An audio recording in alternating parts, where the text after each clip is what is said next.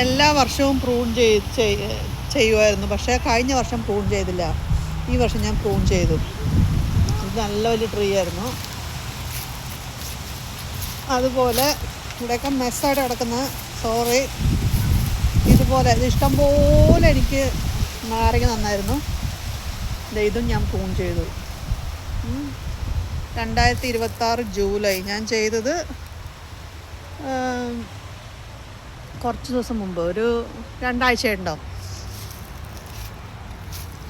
അതുപോലെ നമ്മുടെ പ്ലാവും പ്രൂൺ ചെയ്തു. പ്ലാവ് പ്രൂൺ ചെയ്തിട്ട് കണ്ടോ, ഈ പ്ലാവിൻ്റെ ഇതാണ് കിടക്കുന്നത്.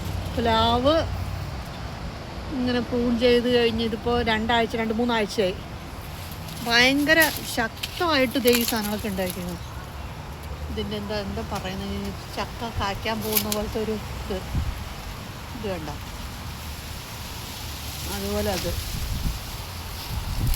അതുപോലെ ഇതും ശരിക്കും പറഞ്ഞാൽ ഇതുണ്ടോ, ഇതെല്ലാം ഈ ഒരു 3 ആഴ്ചയായിട്ടുണ്ടാവുള്ളൂ ഇത് ചെയ്തിട്ട്, കട്ട് ചെയ്തിട്ട്. പിന്നെ ഇവിടെ ഇഷ്ടംപോലെ ഈ ഇതുണ്ട്, ഈ പുറത്തുള്ള മരങ്ങൾ. അത് കാരണം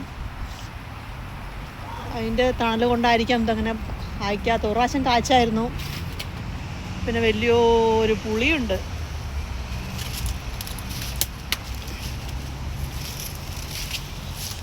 പിന്നെ നമ്മുടെ മാവ് പ്രൂൺ ചെയ്തു.